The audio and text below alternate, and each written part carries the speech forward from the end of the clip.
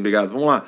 25 de maio, né? Nós temos aqui militares da reserva declarando apoio a general Heleno, falando da falta de patriotismo dos ministros da Suprema Corte. Eu quero ler a nota na íntegra dos militares, porque é uma nota muito interessante.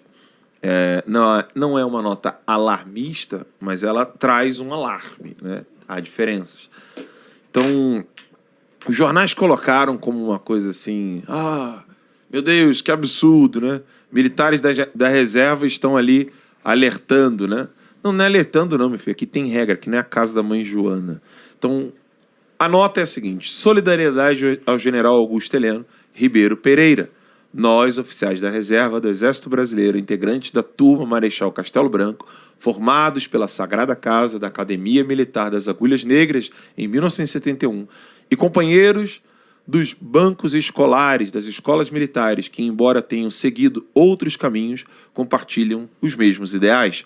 Viemos a público externar a mais completa, total e irrestrita solidariedade ao general Augusto Heleno Ribeiro Pereira, ministro-chefe do Gabinete de Segurança Institucional da Presidência da República, não só em relação à nota à nação brasileira, aquela nota que o general Augusto Heleno fez em relação ao aquele pedido absurdo, né, da STF, e eles falam, não só em relação à nota à nação brasileira, por ele expedido em 22 de maio de 2020, mas também em relação à sua liderança, à sua irrepreensível conduta como militar, como cidadão e como ministro de Estado.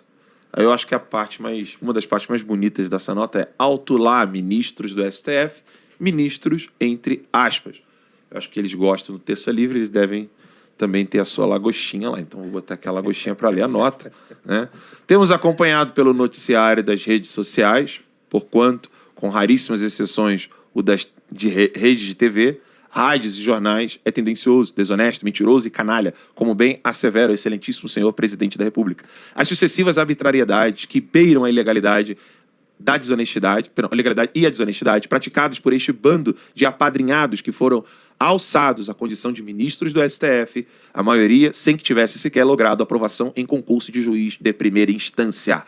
Assistimos calados e em respeito à preservação da paz no país, a violenta arbitrariedade de busca e apreensão por determinação de conluio de dois, aspas, ministros, fecha aspas, cometida contra o general Paulo Chagas, colega de turma. Mas o silêncio dos bons vem incentivando a ação descabida dos maus, que confundem respeito e tentativa de não contribuir para conturbar o ambiente nacional com obediência cega a, aspas, autoridades ou conformismo a seus desmandos.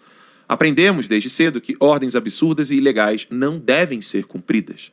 Desnecessário enumerar as interferências descabidas, ilegais, injustas, arbitrárias, violentas contra o excelentíssimo senhor presidente da República, seus ministros e cidadãos de bem, enquanto condenados são soltos. Computador e celular do agressor do então candidato Jair Bolsonaro são protegidos em razão de uma canetada, sem fundamentação jurídica, mas apenas pelo bel prazer de um ministro qualquer. Chega. Juiz que um dia delinquiu ou delinque todos os dias com decisões arbitrárias e com sentenças e decisões ao arrepio da lei, facilmente perdoa. Perdoa, apoia, põe em liberdade e defende criminosos, mas quer mostrar poder e arrogância à custa de pessoas de bem e autoridades legitimamente constituídas. Vemos, por esta razão, ladrão, corrupto e condenado passeando pela Europa a falar mal do Brasil.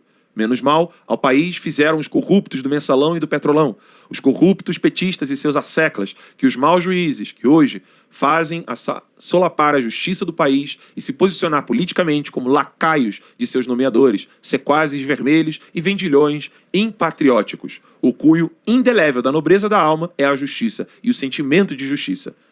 Faltam a ministros, não todos, do STF, nobreza, decência, dignidade, honra, patriotismo e senso de justiça.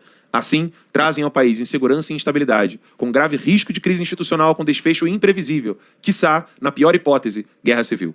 Mas os que se julgam deuses do Olimpo se acham incólumes e superiores a tudo e todos, a saborear lagosta e a bebericar vinhos nobres. A vaidade e o poder lhes cegam, bom senso e grandeza. Estamos na reserva das fileiras de nosso exército. Nem todos os reflexos são os mesmos da juventude. Não mais temos a jovialidade de cadetes de então. mas mantemos, na maturidade e na consciência, incólumes o patriotismo, o sentimento do dever, o entusiasmo e o compromisso maior, assumido diante da bandeira, de defender as instituições, a honra, a lei e a ordem do Brasil com o sacrifício da própria vida. Este compromisso não tem prazo de validade, ad eterno. Brasília, 23 de maio de 2020, é, então, a carta de apoio de vários militares da reserva, a lista em ordem alfabética está lá no portal Terça Livre, dizendo, claro, o seguinte. Vale lembrar que, na nota do general Augusto Heleno, aquele blog prostituto do antagonista, né, formado pelas meninas superpoderosas, perguntou, Heleno, que consequências imprevisíveis são essas? Meio que querendo insinuar a intervenção militar. Agora, óbvio, né? Como esperar a leitura de um cenário crítico de alguém que sempre chamou pela mamãe quando deu problema na rua? Você consegue olhar pro Cláudio Dantas e ver alguém que falou assim, tira a mão da minha cara, senão eu te dou uma porrada. Cláudio Dantas, quando alguém gritava com ele chorava e ia correndo pra mãe.